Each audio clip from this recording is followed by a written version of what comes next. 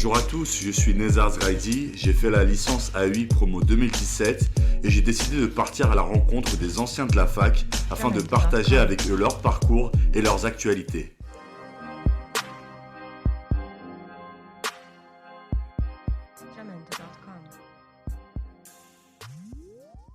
Aujourd'hui, on se retrouve avec deux invités assez spéciaux. Est-ce que vous pouvez vous présenter à chacun votre tour? Ok, moi je commence. Bonjour, donc moi c'est Stécie Marie-Alphonsine. J'ai 27 ans, je suis originaire de la Martinique et donc je suis titulaire de master AEI spécialité risque financier que j'ai obtenu en 2018. Alors, moi, c'est Wilfried Folly à Méganville, contrôleur de gestion, master, gestion des risques financiers, que j'ai eu en 2018, donc la même année que ma collègue Stécie. Super. Est-ce que vous pouvez un peu parler d'abord de ce que vous faites actuellement comme travail et ensuite un peu résumer votre parcours, que ce soit scolaire ou professionnel? Tu commences ou je commence, Stécie? Vas-y, je t'en Ok. prie. Du coup, allez, moi, c'est un peu complexe. Donc, moi, je viens de rentrer du UK. J'étais contrôleur de gestion projet sur HS2. Donc, je pense qu'on va en parler tout à l'heure. Et là, maintenant, je suis on peut dire en intercontrat. Du coup, je vais continuer en tant que contrôleur de gestion, mais dans une autre entreprise. Bon, je peux pas trop en parler, mais on en parlera peut-être tout à l'heure. Et toi, Stécie, de ton côté, qu'est-ce que tu fais actuellement comme boulot? Alors je suis chargée de conformité à la Banque Postale. Alors je vais résumer rapidement ce que signifie ce métier parce que souvent on n'a pas forcément une connaissance de ce domaine. Donc, en fait, quand on parle de conformité bancaire, on parle de tout ce qui veille en fait à lutter contre la lutte contre le blanchiment d'argent et le financement contre le terrorisme. Globalement, en fait, c'est ça. Mhm. Ok. Métier peut-être peu connu, mais très intéressant. Mais bon, je pense que par la suite, on va développer au cours Ouais, de ce podcast. on pourra rentrer dans le détail prochainement. Du coup, aujourd'hui, on va un peu parler de réorientation. Tous les deux, je pense que vous savez un peu ce que c'est, vous êtes un peu passés par là. Pour commencer, peut-être une question qui peut paraître un peu bateau pour vous, c'est quoi la réorientation? Comment est-ce que vous pourriez définir ça avec vos propres mots? Moi, je le définis comme un changement de domaine, donc un changement radical, on va dire, de domaine. Parce que si on passe de comptable à contrôleur de gestion, par exemple, pour moi, c'est pas une réorientation, c'est plus une évolution en changement ou autre. Donc, pour moi, une réorientation, c'est vraiment quand on passe d'un domaine à un autre, quels que soient les domaines. On parle souvent de réorientation scolaire, mais passer par exemple d'un étudiant à un entrepreneur, pour moi aussi, ça participe aussi à une réorientation. Donc, ce n'est pas uniquement dans le domaine scolaire, à mon sens, hein, je précise. Ah, je vois. Sauf ça peut être les deux, ça peut être aussi pendant notre formation, on va dire scolaire, ou après pendant que tu es déjà où nous sommes déjà dans le cadre professionnel en fait. Ça peut être les deux. Exactement. C'est ça. Pour commencer, je pense on va un peu se focus sur le côté scolaire. On va commencer avec Stécie, un peu de galanterie. Toi, tu as commencé avec le master AEI à l'UPEC et par la suite, tu as poursuivi avec un autre diplôme. C'est bien ça? Alors, c'est ça, mais je vais même plus remonter plus haut. En Mhm. fait, ma réorientation a commencé à la suite de mes 2 années de classe préparatoire littéraire. Donc, j'ai fait une canne, une hypocagne. Mhm. Et en fait, c'est suite à ça que j'ai décidé d'intégrer l'AEI, qui en soi n'avait rien à voir avec ce que je faisais en classe prépa. C'est-à-dire que je suis passée de 6 heures de philo, 6 heures de français, etc., à 2 heures de compta, 2 heures de droit. Enfin, voilà, tout a commencé Mhm. là. Et donc, pour la petite histoire, donc, je fais ma classe préparatoire en Martinique. Et par la suite, donc, j'avais pour projet de partir étudier à l'étranger, donc on va dire pas sur mon île, quoi. Ouais. Et j'étais totalement déstabilisée à la fin à la fin de mes classes prépa parce que je n'avais pas spécialement envie de faire une école de commerce. Je n'étais pas non plus intéressée par tout ce qui est Sciences Po, etc. Et je n'avais pas non plus envie de m'enfermer dans une licence de lettres ou de langue parce que je savais très bien que le choix que j'aurais fait après la classe préparatoire aurait vraiment défini mon projet professionnel. Et comme je ne savais pas encore ce que je voulais faire, je ne voulais pas m'enfermer dans un domaine, dans une discipline particulière. Ouais. Mm-hmm. Donc, c'est suite à ça, justement, que j'ai décidé donc, d'intégrer l'AUI, qui proposait donc, des cours pluridisciplinaires et surtout des séjours à l'étranger. Donc, parmi les cours qui m'intéressaient, donc évidemment, il y avait quand même des langues, des cours relatifs au commerce international, à la gestion du risque. Et ça me parlait parce qu'en fait, en prépa, j'ai eu pas mal de cours liés à la globalisation des flux financiers. Donc, en fait, disons que j'ai choisi l'AUI parce que dans un premier temps, les cours m'intéressaient et aussi parce que ça me permettait de ne pas m'enfermer dans une discipline. Mais tu avais quand même cette, on va dire, attirance pour un peu les finances, c'est ça? C'est ça. Alors, globalement, hein, parce que c'est vrai qu'il y a eu un gros gap quand même entre les cours que je faisais en géographie de globalisation financière et quand j'ai fait mon premier cours de commerce international, tu vois. Et pour la petite anecdote, d'ailleurs, donc, lorsque j'ai su que j'ai été acceptée en troisième année de licence en AUI, je me suis empressée de chercher un groupe Facebook. Donc, en fait, justement, j'ai retrouvé un groupe qui s'appelait Licence AUI ou Master AUI, je ne sais plus. Ouais, et en fait, j'ai demandé... Voilà, et en fait, sur ce groupe Facebook, donc je me suis présentée, j'ai expliqué ma situation en disant que voilà, je ne connais absolument rien à la compta, par exemple.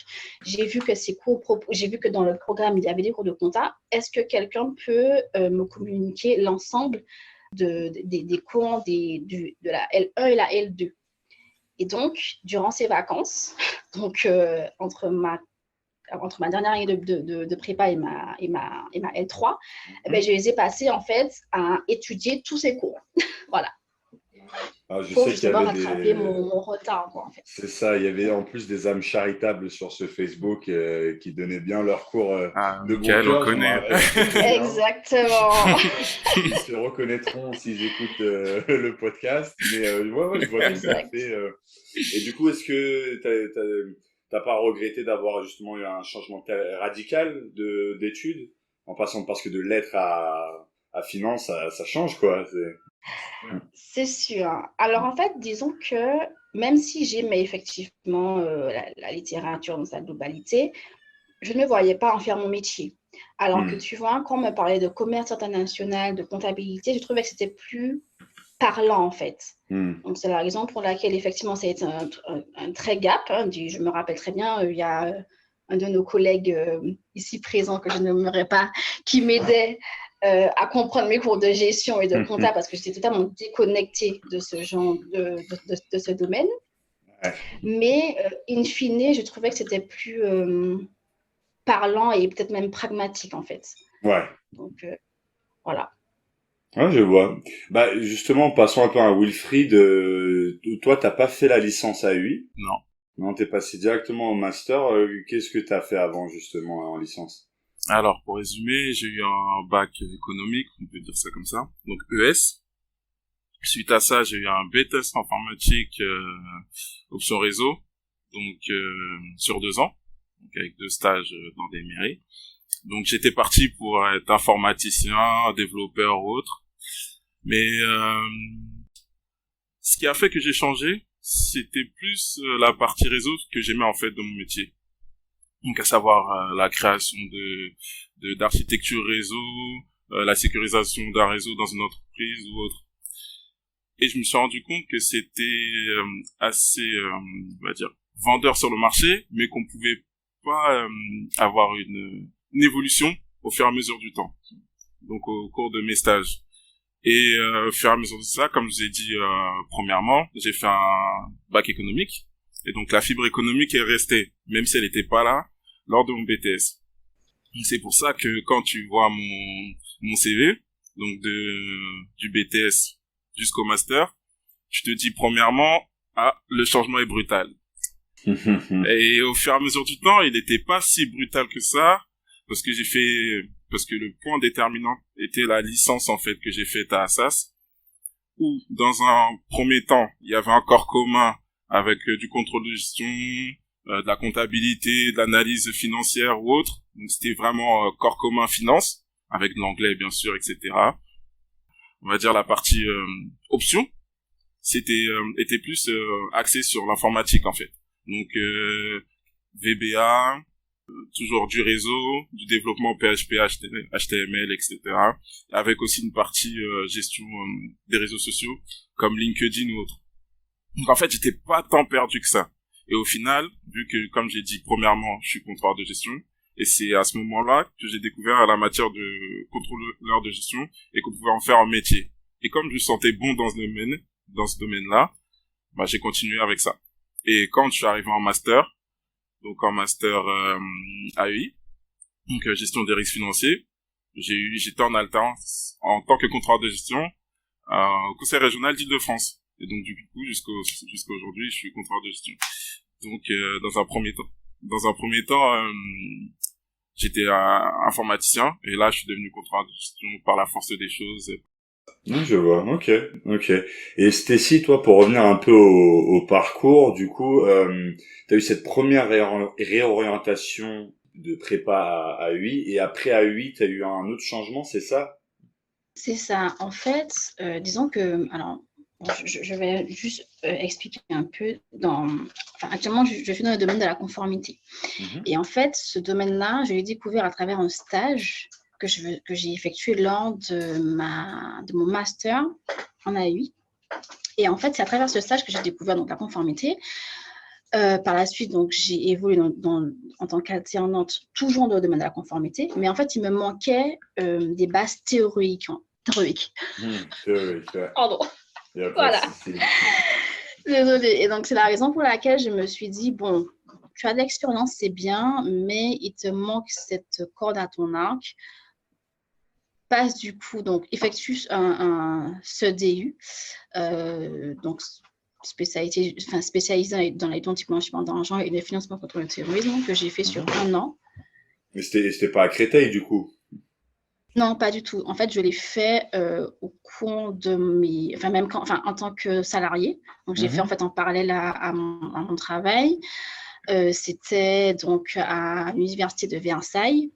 Et pour la petite anecdote, c'est qu'en fait, cette formation, ce DU, était présidée par mon ancien manager de l'époque. Ah, ok. Donc, ouais. Voilà. Le lien était là. Exactement. Le réseau. Bah, c'est ça. Exactement, c'est clairement le réseau. C'est clairement le réseau. Bah, justement, parlant de réseau, est-ce que ces différentes réorientations vous ont permis de un peu d'agrandir vos réseaux? C'est un peu une question rhétorique, mais est-ce que vous avez ce ressenti-là? Ça a été un plus? Par rapport au réseau, je dirais pas vraiment. Ouais. Parce que de mon côté, l'informatique et le contrôle de gestion, c'est assez éloigné en fait. Donc les connaissances que tu as en IT, enfin les connaissances physiques, on va dire, pas théorie, que tu as dans le monde de l'IT ne seront pas les mêmes et ne vont pas forcément servir pour tout ce qui est contrôle de gestion, analyse financière, etc. Donc je dirais de ce côté-là, non. Non, pour moi en tout cas, personnellement. Bah, écoute, j'ai la même expérience, hein, Wilfried.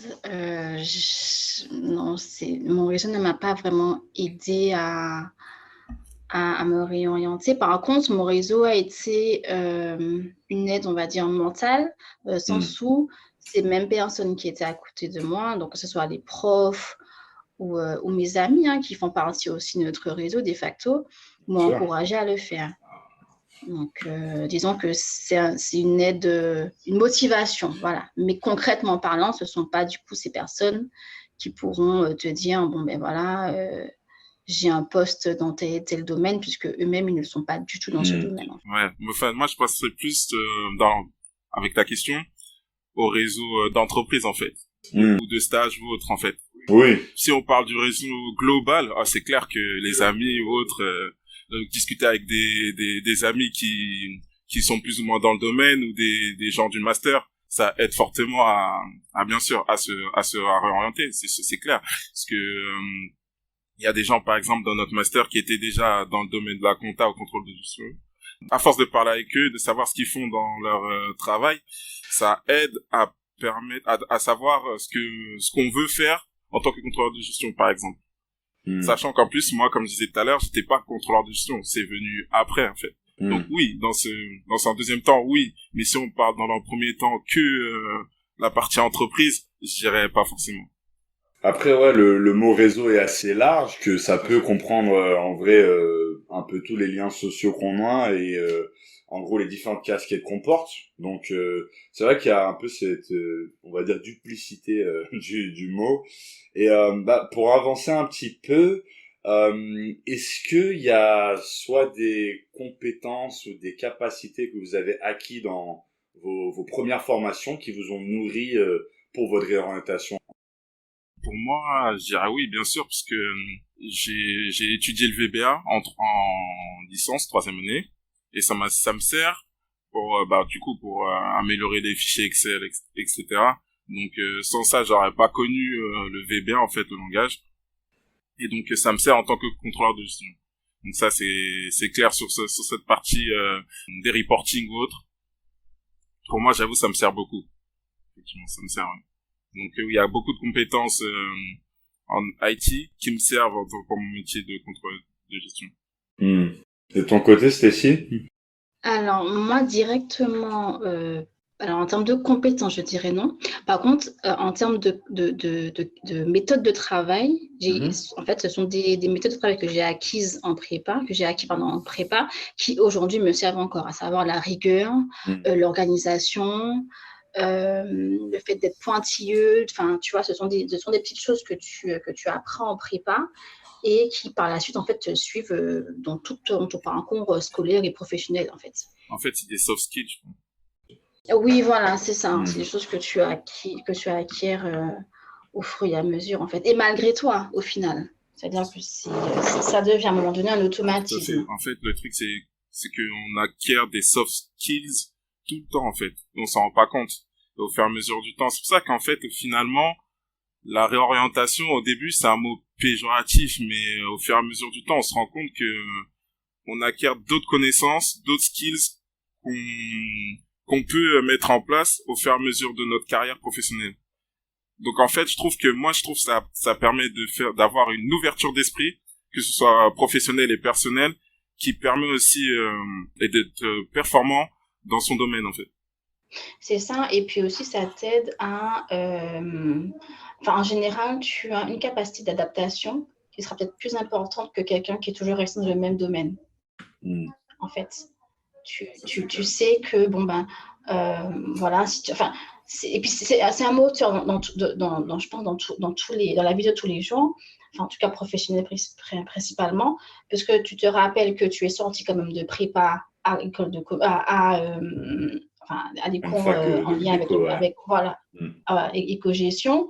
Donc, si tu as été capable de faire ce gap, aujourd'hui, demain, dans ton travail, ton responsable va te demander de faire quelque chose que tu n'as jamais fait.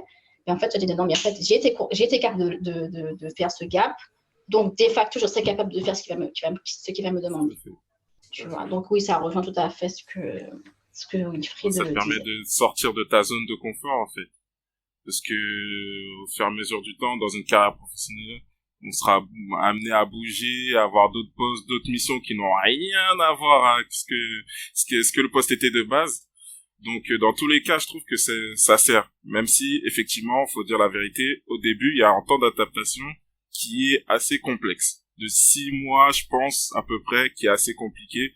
Mais, quand t'es dedans, après, que t'as toutes les qualités et je dirais les soft skills d'avant et de maintenant, quand tu les combines, ça fait de toi quelqu'un de plus fort qu'avant, je dirais. Plus complet qu'avant. Et d'ailleurs, à ma grande surprise, certains recruteurs sont justement à la recherche de ce type de profil. C'est-à-dire qu'aujourd'hui, quelqu'un qui... Alors, je ne suis pas en train de... C'est pas péjoratif, hein, mais disons que quelqu'un qui a un CV tout propre, tout lisse, peut-être que le recruteur se dira, bon, il a toujours travaillé uniquement dans telle chose, dans un domaine. Est-ce qu'il sera capable, justement, comme tu dis, Wilfried, d'avoir une ouverture d'esprit, d'être un peu plus multitâche en cas de souci, tu vois.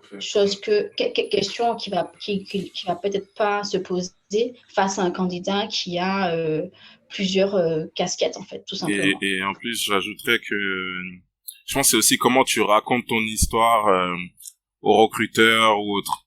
Parce qu'en fait, à première vue, quand il regardera ton CV, il va se dire mince, ou votre CV, il va se dire mince, qu'est-ce qui se passe, qu'est-ce qu'il a fait. Mais s'il te contacte déjà, c'est que bon, il était intéressé par ton profil. Et si tu racontes bien ton histoire et que tu sais te vendre entre guillemets, et si tu sais bien expliquer le pourquoi du comment, je pense que tu gagnes des points. On va dire qu'a priori tu peux en perdre, mais si tu l'expliques bien, tu en gagnes encore plus. C'est ça.